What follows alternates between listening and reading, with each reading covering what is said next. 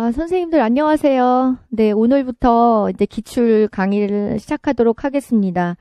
개강이긴 한데, 예, 종합이론도 그랬고, 기출도 그렇고, 개강은 저 혼자 합니다. 그래서, 빨리 코로나가, 예, 잠식되어가지고, 선생님들 만나서 같이 공부했으면 좋겠습니다.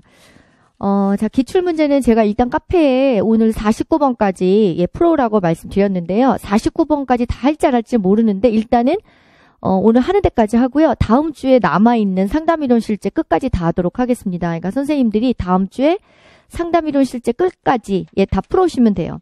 아마 이걸 푸실 때는 좀 시간이 많이 걸리고 공부를 좀 하셨을지라도 재수생이 아닌 경우에라고 하면 참 초시생들은 사실 문제 풀기가 어려워요. 예, 근데, 그래도 풀어보시고 시간이 많이 걸려도 기출문제에다는 투자를 많이 해보셔야 돼요. 그래서 같이 제가 이제 6월까지 하게 될 거고, 혹시 만약에, 좀 시간이 부족하다 그러면 한 주 정도 더 할 수는 있긴 한데, 이제 그때까지 선생님들도 기출 다, 예, 풀어보는 게 끝났어야지, 이제 하반기에, 예, 문제풀이 할 수 있겠죠? 예, 그런 식으로 진도 따라오시면 될 것 같습니다. 그리고 제가 막 문제를 일일이 다 읽고 하면 너무 시간이 오래 걸려서 선생님들이 문제를 다 미리 풀어왔다는 가정하에 제가 뛰어넘을 건 뛰어넘고, 지문 읽을 때도 필요한 부분만 읽으면서, 예, 빨리빨리 나가도록 할게요. 자, 그리고 그 문제집 피시고, 그 다음에 답안지, 네, 가끔가다 보실 것 같고요. 그 다음에 해설지는 나가 있어요.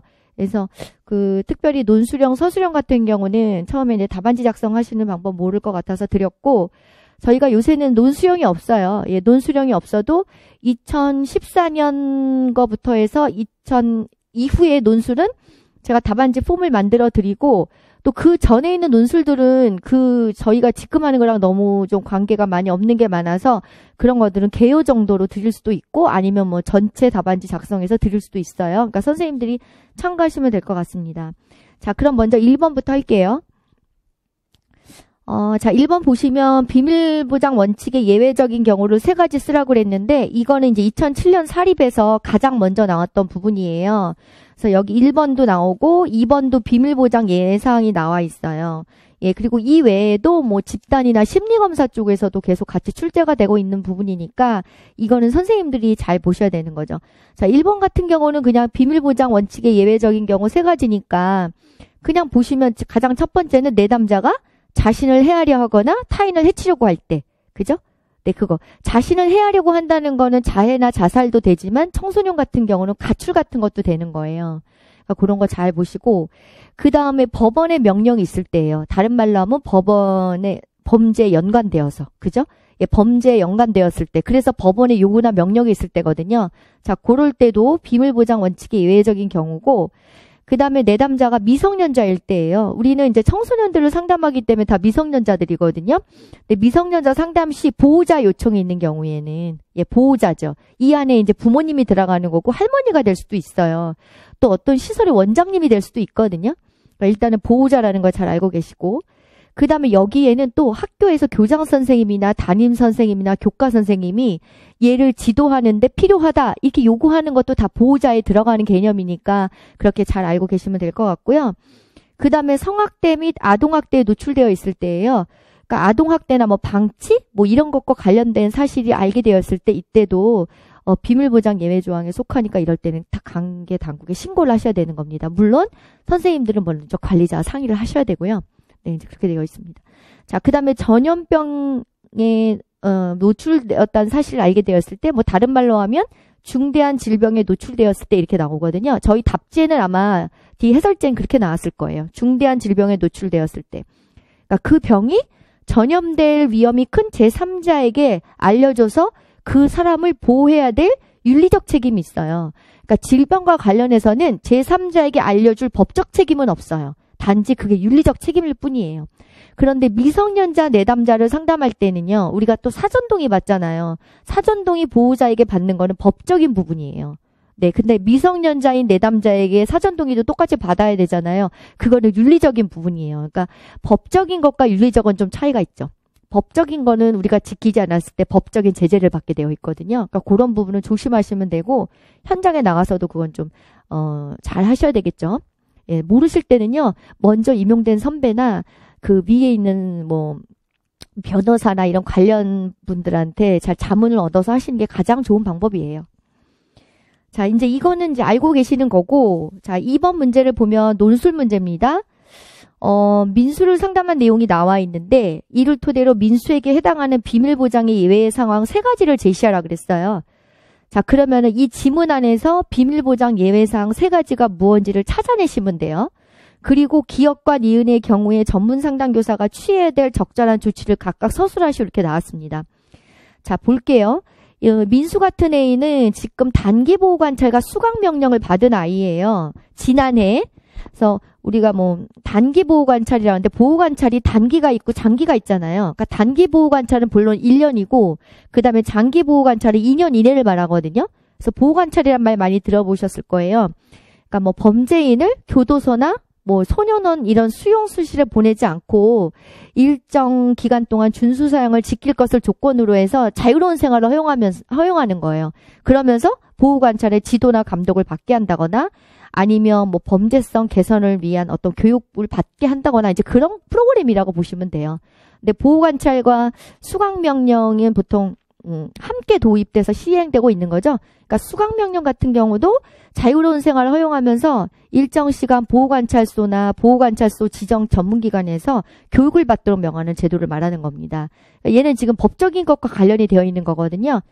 자, 근데 이번에도 2주 동안 무단결석을 했어요. 그래서 담임교사가 얘를 지도하려고 했는데 오히려 담임교사에게 폭설을 퍼붓어요. 폭행하고. 그래서 이 사실을 보고받은 학교장이 결국은 상담교사에게 상담을 의뢰했습니다. 그러니까 의뢰자가 학교장인 거예요. 그죠? 자, 보시면 학교장은 민수를 지도하기 위해 무단결석 기간 동안 무슨 일이 있었는지 알려줄 것을 전문 상담교사에게 요청했다. 그러니까 첫 번째 나와 있는 비밀보장 예외사항 첫 번째가 여기 학교장이 나온 거죠. 그죠? 네. 선생님 답안지에 보면 다 나와 있어요. 그러니까 첫 번째 해당하는 경우는 학교장이에요. 학교장이. 네. 밑줄 그어져 있죠? 네, 학교장이 학생의 교육과 지도를 위해서 상담 내용을 요청한 경우거든요. 자, 이 당시는 그냥 예외사항 3가지 쓰고 여기 해당하는 내용을 쓰는 게 답안지 작성 방법 중 하나였기 때문에 제가 그 당시 답안지 하는 방법대로 드린 거예요. 그래서 근거가 사례에서 학교장이 민수를 지도하기 위해 무단결석 기간 동안 무슨 일이 있었는지 알려줄 것을 요청한 것을 알 수 있다. 이런 식으로 이제 답안지를 작성한 겁니다. 자, 그 다음에 이제 두 번째가 또 나와요. 쭉 보다 보면은 뭐 첫획이 상담 구조화를 하고 비밀보장 원칙에 대해서 알려주고 그 다음에 일주일에 한 번씩 총 10회기 상담을 하기로 했고 8회기 상담을 마친 날 다음 날 자, 법원은 전문 상담교사에게 민수와 이 상담 내용을 법원에 보낼 것을 요청했다. 그럼 두 번째 예외사항은 법원의 명령이 있을 경우죠. 그죠? 법원의 명령 또는 법원의 요청이 있는 경우 그렇게 쓰시면 되는 거죠. 둘째는 법원의 명령이 있는 경우예요. 자, 그 다음에 니은에 보면 세 번째 예외사항이 나와요. 부모님도 알려달라고 하셨어요. 그러니까 세 번째는 부모님이 상담 내용을 요청한 경우죠. 그러니까 다른 말로 보호자라고 하셔도 상관없어요. 그러니까 미성년자와의 상담할 때는 보호자의 요청이 있는 경우 알려줄 수밖에 없거든요. 그러니까 여기서는 보호자가 부모님인 경우뿐이고 그래서 이렇게 3가지가 나와요. 자, 그 다음에 기업과 니은의 경우에 전문 상담교사가 취해야 될 적절한 조치를 각각 서술하라 그랬습니다. 우리가 이제 기본 파트에서 이미 배웠고, 이미 이제 여기에 맞춰서 제가 설명을 다 했던 걸로 기억을 하는데, 일단은 법원에서 상담 내용을 달라 했을 때는 무조건 주는 건 아니라 그랬죠. 자, 일단은 정보를 유출하기 전에 이런 유출이 상담 관계 해가 될 수 있기 때문에 공개하기를 원하지 않는다고 하면서 처음에는 법원의 요청을 거절한다죠. 그죠? 네, 거기다 밑줄에다 그렇게 쓰시면 되는 거죠. 처음에는 법원의 요청을 거절한다. 그러니까 이런 툴로 쓰시면 돼요. 그죠? 아니면 뭐 상담 관계 해가 될 수 있어서 공개를 원하지 않는다는 요청을 법원에게 한다. 이런 식으로 바꿔서도 똑같겠죠. 네. 자, 그래도 만약에 판결을 내는데 법원이 필요하다, 알려달라고 하면 결국은 정보를 공개하기 전에 어떻게 되죠? 민수에게 이러한 사실을 알리고, 그죠? 이러한 사실을 알리고 꼭 필요한 최소한의 정보만 공개한다. 이렇게 되는 거죠? 그죠? 민수에게 이러한 사실을 알리고 먼저 사전 동의를 구한다는 거예요. 네, 민수에게 이러한 사실을 알리고 꼭 필요한 최소한의 정보만 공개한다. 그리고 거기도 꼭 필요한 최소한의 정보라는 것도 되게 중요한 키워드예요. 예, 그것도 잘 알고 계셔야 되고 만약에 또 이거 말고도 법정에 나가서 답변을 해야 되는 경우 있어요. 그럴 때는 요구하는 질문과 관련해서 내가 확실히 알고 있는 내용에 대해서만 진술을 하셔야 되는 거예요. 그리고 우리는 항상 내담자가 최우선이거든요. 예, 내담자가 해가 되지 않는 상황에서 최대한 내담자 이익을 위해서 해야 되는 부분들이 있거든요. 그렇다고 해서 얘가 범죄를 저질렀는데 안 했다 이렇게 말하라는 건 아니에요. 예, 우리의 입장은 그렇다는 거예요. 자, 그 다음에 부모님이 알려달라 그랬어요. 자, 이럴 때는 어떻게 될까요? 마찬가지예요. 부모님에게 민수와의 상담이 비밀 보장을 전제로 한 것임을 먼저 설명을 한 다음에 민수에게 직접 물어볼 것을 제안하는 겁니다. 어머니, 원래 상담이라는 게 비밀 보장을 전제로 하기 때문에 제가 좀 곤란해요. 그러니까 어머님이 좀 직접 물어봐 주세요. 이렇게 말하는 거예요. 민수에게 직접 물어볼 것을 제안한다. 그럼에도 불구하고 계속 요구할 경우 어떻게 해야 되는 거죠? 민수에게 허락을 받은 후, 또는 다른 말로 민수에게 이러한 사실을 알리고 동의를 얻은 후, 다 똑같은 말이죠? 그죠? 허락을 받는, 뭐냐면, 야, 너의 어머니, 너의 부모님이 상담 내용을 요청하셨다. 이렇게 이제 얘기해달라는 거예요. 근데 이게 내가 지난번에 상담 시작할 때 얘기했지만, 비밀보장의 예외종에 속해, 그래서 선생님은 해줄 수밖에 없다. 이렇게 이제 얘기를 하고, 동의를 얻어야 되는 부분이죠. 허락을 받은 후, 그러니까 이러한 사실을 알리고 동의를 얻은 후, 최소한의 정보만을 제공하는 거죠. 그죠? 최소한의 정보. 근데 민수에게 도움이 되는 필요한 내용만을 하시는 게 좋아요. 특히 이제 부모님에 관해서 얘가 약간 좀 이렇게 안 좋은 말을 했거나 욕을 했거나 뭐 그 욕한 내용을 그대로 전할 필요는 없는 거죠. 그러니까 그런 것만 조심하시면 되는 겁니다. 자, 뭐 학교장이나 담임교사나 교과 담임도 다 마찬가지예요. 예, 만약에 상담 내용 알고 싶다. 그냥 흥미가 있어서 호기심이 알고 싶다는 게 아니라, 내가 얘 담임이고, 얘를 이제 가리키는 사람인데, 얘를 지도할 때 필요하다. 그런 이제 전제 조건 하에서 그때는 이제 최소한의 정보만 알려주시는 거죠. 그것도 똑같아요. 그럴 때도, 그냥 선생님이 직접 물어보시는 게 어떨까요? 이렇게 하시는 것도 좋고요. 그래도 선생님이 좀 알려달라고 하면 최소한의 정말 필요한 최소한의 정보만 이제 그렇게 알려주시는 거죠. 다 똑같습니다. 학교장이 물어봤을 때도 마찬가지예요. 입장은 똑같아요. 좀 제가 곤란한데 교장 선생님이 좀 직접 물어보시는 건 어떨까요? 그러면 사실 그것도 나쁘진 않거든요. 교장 선생님이 얘 상담을 의뢰했으니까 직접 교장실로 불러서 뭐 이런저런 얘기하면서 이제 물어볼 수 있는 거잖아요. 예, 그런 것도 괜찮은 방법 중에 하나예요. 자, 그 다음에 그 해설지 1페이지 하단에 보시면 그 법원의 조치에 따라 상담에 강제로 참석한 내담자에게 설명해야 될 사항이라고 나왔습니다. 자, 이것도 저희가 기본 이론 시간에 한 거예요. 한번 정리하고 넘어갈게요. 상담 내용이 법원의 요구에 의해 비밀 보장이 어려울 수 있다는 것을 설명하고, 왜냐하면 법원의 조치에 따라 상담을 의뢰해서 받은 거기 때문에 상담 내용을 일정 부분을 다 보고를 해야 될 절차가 있어요. 예, 그러니까 비밀 보장이 어려울 수 있다는 거 설명하고, 비밀 보장을 해줄 수 있는 부분에 대해서 설명을 해주고, 그러면 되는 부분과 안 되는 부분이 있겠죠? 예, 그 외의 부분은 뭐 비밀 보장 해줄 수 있다고 이렇게 설명해 주시면 되는 거죠. 그 다음에 상담에 적극적으로 참여하는 것은 내담자의 결정에 달려 있지만 상담 기준에 충족되지 못할 경우, 상담으로 인정되지 않을 수 있고, 그죠? 그러니까 너가 적극적으로 하든 거 네 마음이지만 만약에 너가 열심히 안 해서 어떤 소정의 기준을 충족시키지 못할 경우, 그러니까 상담 기준에 충족되지 못할 경우 상담 받은 것으로 인정되지 않을 수 있고, 인정되지 않을 경우 초래될 결과에 대해서도 간략히 설명해 주셔야 되는 거죠. 저는 편의상 1, 2, 3, 4를 나눠놨지만 선생님들은 이걸 한꺼번에 묶어서 알고 계셔야 되는 거죠.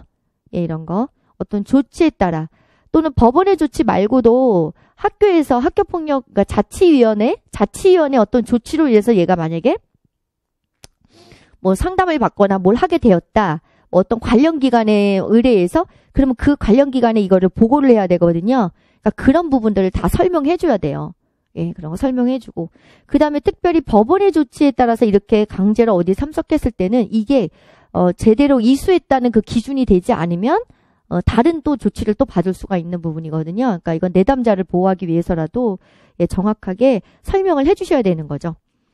자, 그래서 요 비밀보장의 예외 조항과 관련된 거는 이렇게 이제 시험 문제가 나오고 있어요. 그러니까 예전에 쉽게 났던 것들이, 선생님들이 이제 기출을 푸시면 알겠지만 예전에 쉽게 났던 것들을 포함해서 심화된 내용으로 계속 출제가 되거든요.